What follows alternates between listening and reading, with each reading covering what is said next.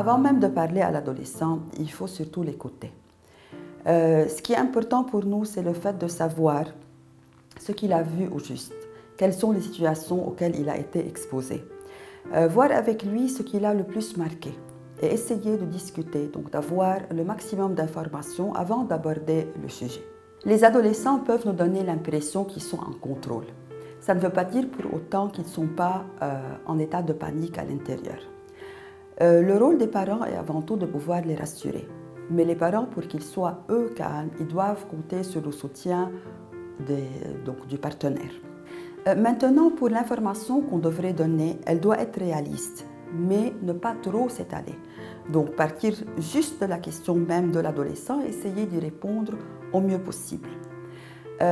Une chose très importante à notre égard, c'est que quand les parents regardent la télé ou ils suivent les réseaux sociaux et ils sont en état de panique ou ils sont terrifiés face à une réalité ou à une situation de crise, il faudrait mieux ne pas au moment même en parler avec les adolescents, essayer de contrôler au maximum. La pire des situations pour nous, c'est le fait de ne pas en parler.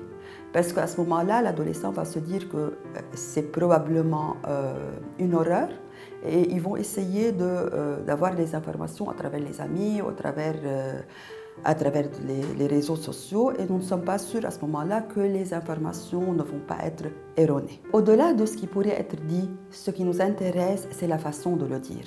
C'est le fait de rester calme, serein, essayer de parler avec l'adolescent assis, en situation assise, loin de la télévision, mais également loin du cellulaire.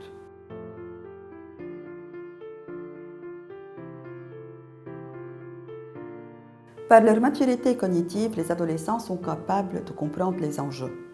Ils sont capables aussi de raisonner et de savoir quels sont les conflits par lesquels nous passons.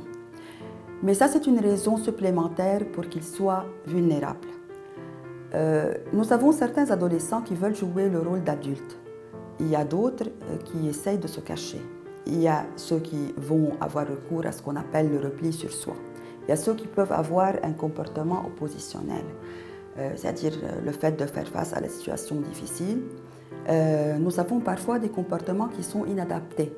Ça veut dire la prise de risque. La prise de risque est finalement un signe d'agressivité, mais un signe de tristesse auquel l'adolescent n'arrive pas à faire face.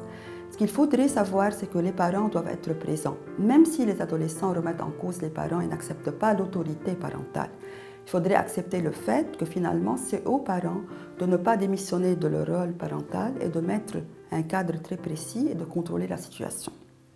Nous avons également plusieurs mécanismes de défense auxquels ils peuvent faire face, comme par exemple le clivage. Le clivage, il est acceptable à ce moment-là. C'est le fait que certaines personnes, certains adolescents font comme si de rien n'était. Ils continuent leur vie comme si de rien n'était. Alors que d'autres, ils sont beaucoup plus conscients de la situation, ils l'extériorisent. Ils peuvent même l'extérioriser parfois par des comportements psychosomatiques, c'est-à-dire que nous avons des souffrances qui apparaissent sur le corps. Selon nous, une des bonnes façons de faire face à cette situation, c'est le fait de rentrer dans ce qu'on appelle le soutien, c'est-à-dire la solidarité, le fait de participer, d'être solidaire, d'essayer de voir comment faire pour aider les autres.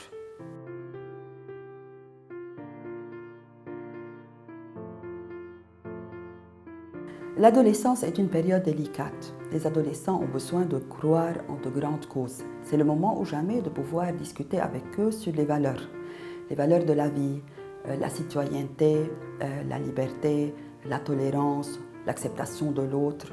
C'est aussi également une période importante pour nous de pouvoir introduire des notions politiques, comme par exemple la résistance, la démocratie.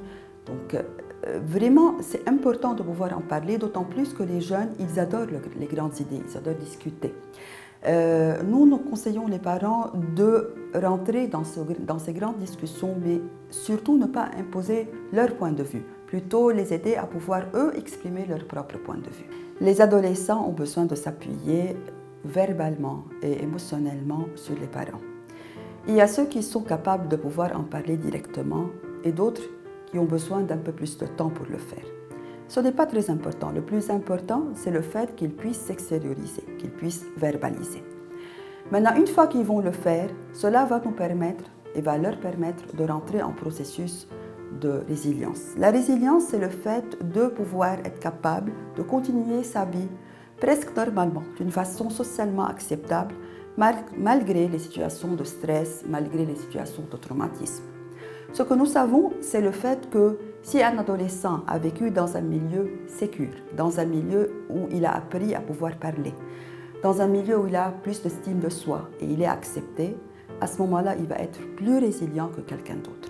En conclusion, durant les périodes libres, il serait intéressant de passer du temps avec les jeunes, de jouer des jeux de société avec eux, de faire certaines activités, comme par exemple les activités de bricolage ou des activités culinaires.